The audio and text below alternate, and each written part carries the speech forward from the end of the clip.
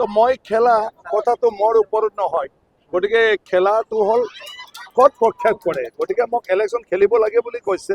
এতিয়ালৈকে ফাইনেল যিহেতু হোৱা নাই, এতিয়া ক'ব নোৱাৰে যে গড়েশ্বৰ হয় না তামোলপুৰ হয় না বা ক'ৰবাত মই মানে নাভাবা জেগাত হয়। গতিকে দুদিনমান ৰ'ব লাগিব। সমষ্টিত আজি 4টা ভাল কামৰ শুভাৰম্ভ হৈছে।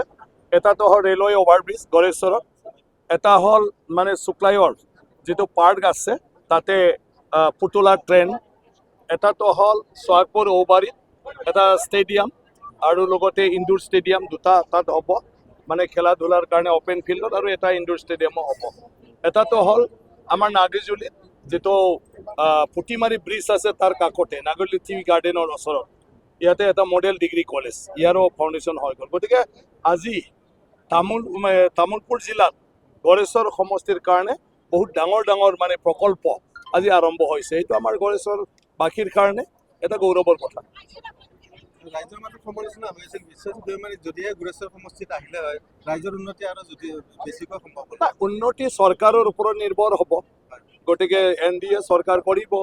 গতিকে মুখ্যমন্ত্ৰী আমাৰ ডক্টৰ হিমন্ত বিশ্ব শৰ্মা ডাঙৰীয়া আজি গোটেই অসমখন ভাৰতবৰ্ষৰ ভিতৰতে নামজ্বলা কৰি তুলিছে। আৰু আজি যে আমি 4টা আঁচনি মানে আৰম্ভ কৰিছোঁ, ইয়াত মুখ্যমন্ত্ৰী ডক্টৰ হিমন্ত বিশ্ব শৰ্মাৰে পৰিকল্পনা, আৰু এই পৰিকল্পনাৰ আধাৰত এই আঁচনিবিলাক আমি পাবলৈ সক্ষম হৈছোঁ।